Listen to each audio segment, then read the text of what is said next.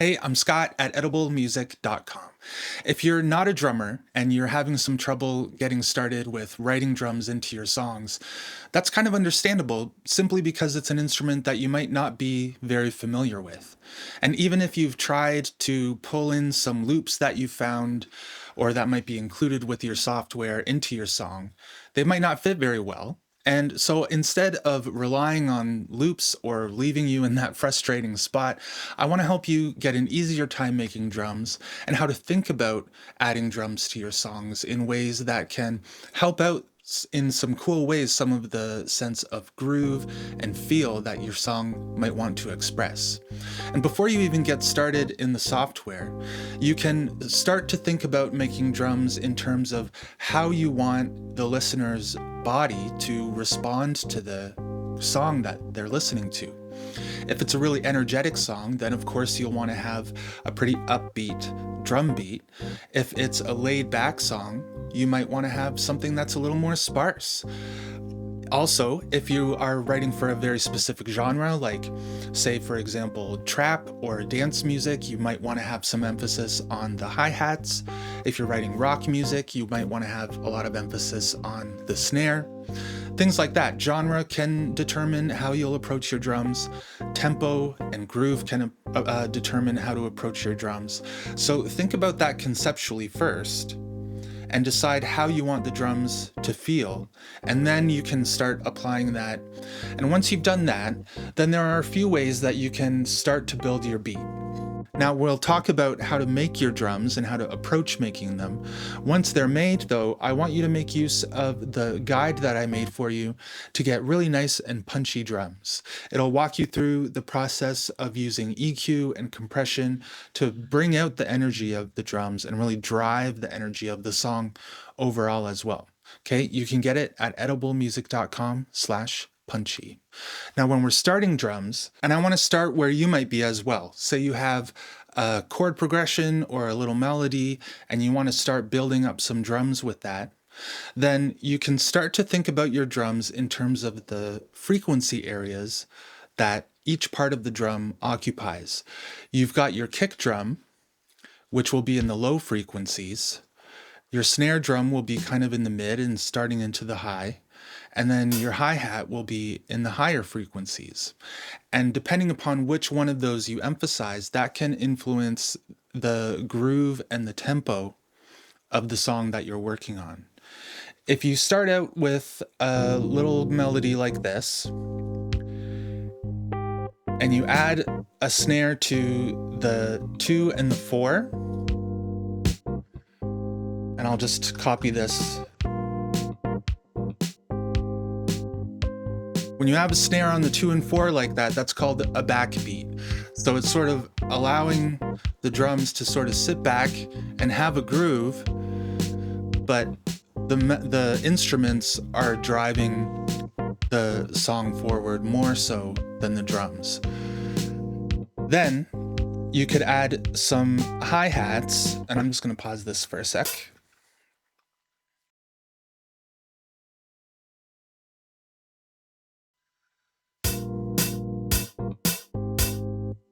Those are quite loud as well, so I'll turn the velocity of those down.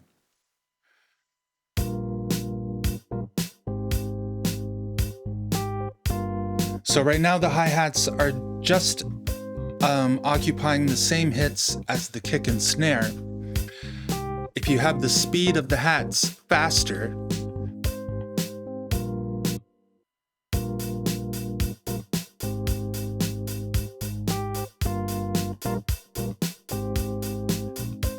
then those high frequencies in the hi-hats will make the song feel quite faster as well.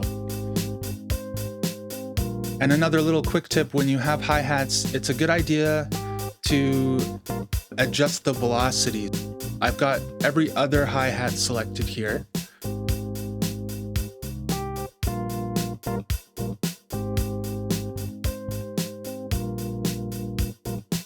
And so it feels more as though the hand on the hi-hats is feeling more of a groove rather than just going ch-ch-ch-ch.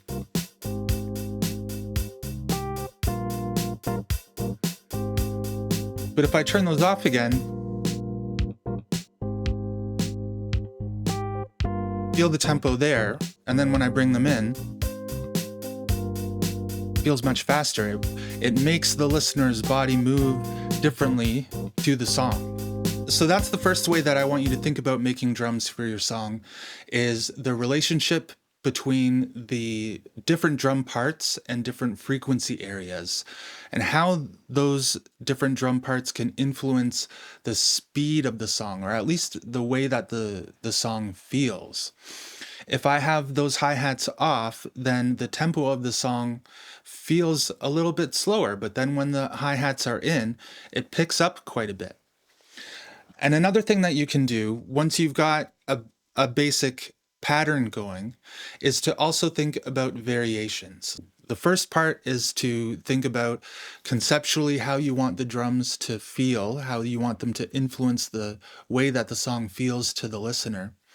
And then you also want to add some variations to it.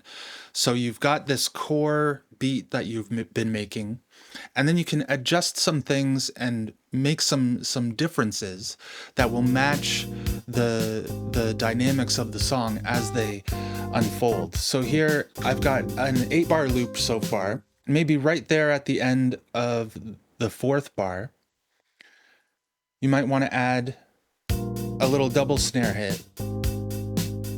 So as you do that, it adds a little bit more of complexity to the drum beat just by adding in some extra little hits. If you do that with both the kick and the snare, then that will influence the feel of the song even further.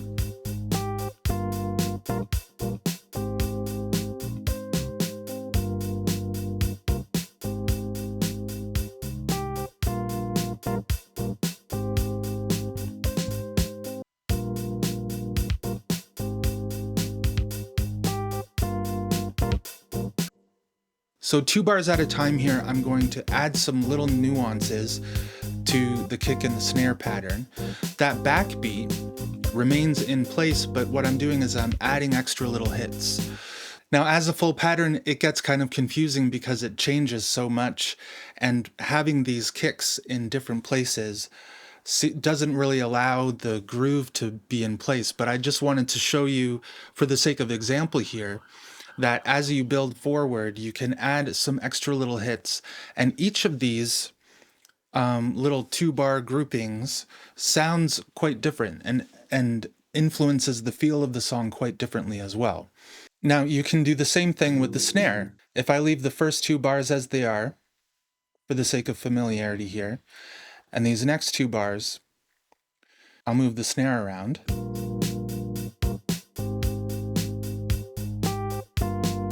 So little nudges like that will really have an impact on whether or not the beat feels as though it's kind of sitting back and helping the whole of the song to move forward, or if the drums are really pushing things forward. Try to listen to that again.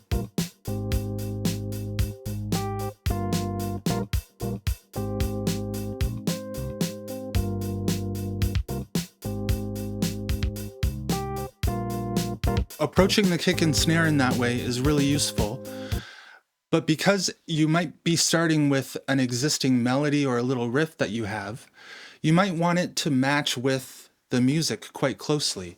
So I'm going to get rid of all of those kicks and snares, and I'll reintroduce them to match with the melody that's going on in this little clip here. I'm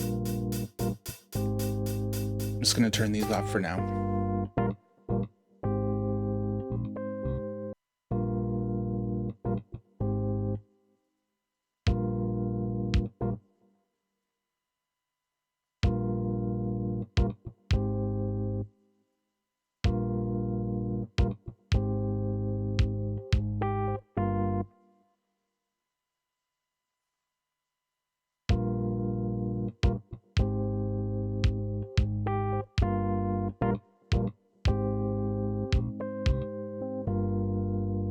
So now the kick is matching with the chords, and now it's just a matter of finding where you can put the snare.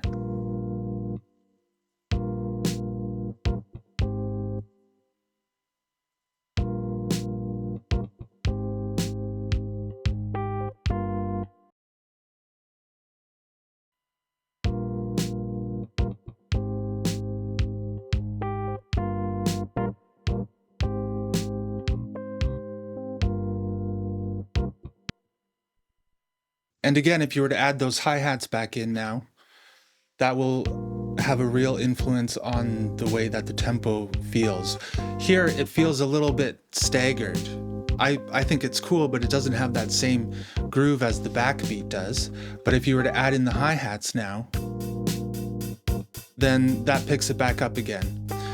If you wanted to have a busier kick and snare section, then you would probably have the hi-hats and the rest of the cymbals, they would become a little bit more sparse. But then between those, in transitional points, you would want to add a little bit to either pick things up or slow things down in order to signal a transition either between bars within the section, within a verse, or you would want to signal a greater transition into a chorus or maybe a breakdown or something like that. So if you were to have at the end of this phrase a little bit of space there where it feels as though it would make sense to have something happen within the drums,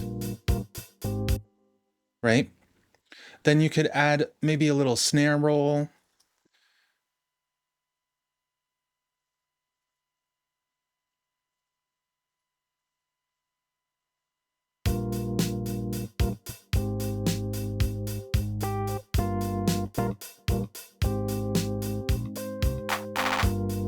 Oh, I didn't realize that was on the claps.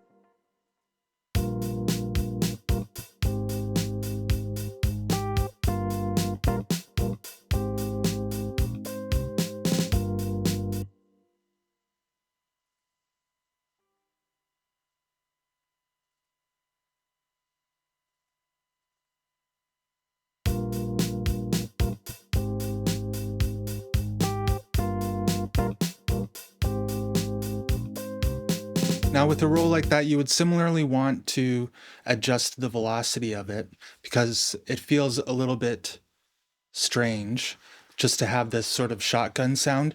But again, depending on the genre that you're working in, you might know songs where they don't really adjust that.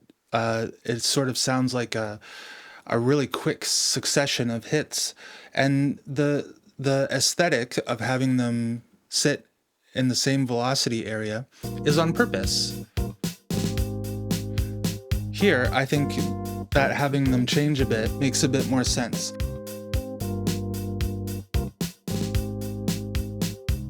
Now, so far you've got a sense of the conceptual aspects of adding drums to your song in terms of the different frequency areas that they occupy. The kick drum in the low end, the snare in the middle, and the hi-hats up at the top, and how each of these parts of the drum kit can differently impact the sense of groove and the feel of the tempo of the song, depending upon how you program them in. You've also gotten a sense so far of how velocity impacts that, particularly with hi-hats and snare rolls. The additional thing that is really important to think about is timing. So far, we've been working with drums that are very tightly on the tempo grid. But let's come back to just a basic backbeat, and I want to show you how important it is to nudge things around a little bit to add an additional sense of groove and to really heighten the feel of the drums in the song. It's a really useful way to make drums feel more humanized, as they're often described. In order to do so, I'm going to just come back to our backbeat.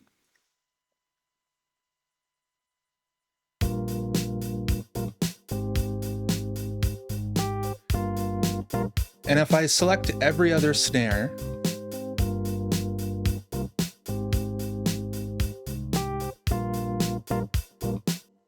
let's zoom in, and we're just going to nudge them back a little bit.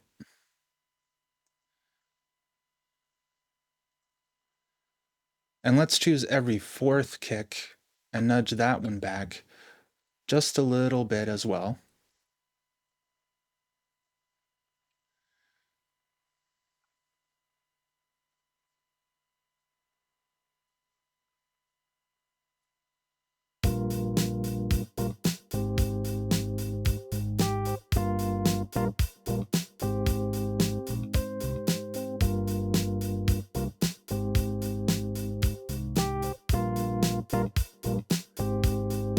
And let's do the same for the hi-hats.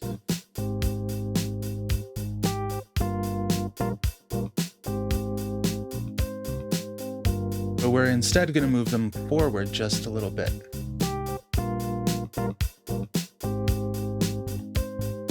Notice how different that feels? Little nudges like that at regular intervals can really impact the feel of a groove happening in the drums rather than just hitting right on the beat. Now, if I quantize all of these again, see, they're all back on the beat now. They don't end in the same places, but the start is there. And then I come back, all of a sudden it makes your head bop a little bit more, right? Very nice. Now, equally as important though, as adding in the programming of the drums and the timing of the drums is the actual drum sound selection. And even in real drums, they do this as well. They'll choose a particular snare or a particular kick drum, different hardware that suits the song as much as possible. And I've got this drum machine set up, and you might be thinking the same thing as me, like, I don't really like those hi-hats.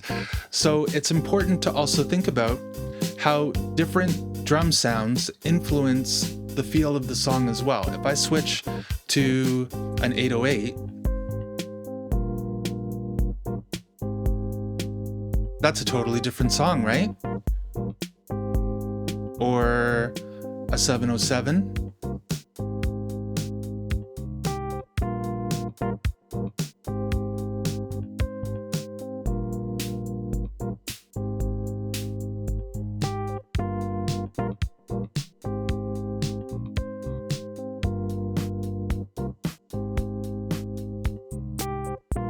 Or a C78, very computer-y, with synthesized drums.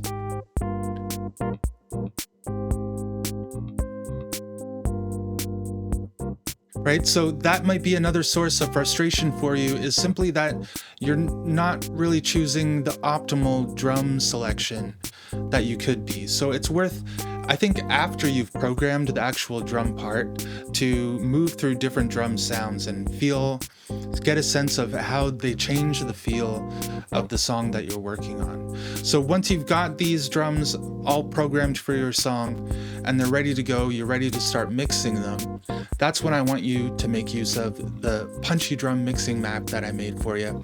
Again, it's at ediblemusic.com/punchy. See you there.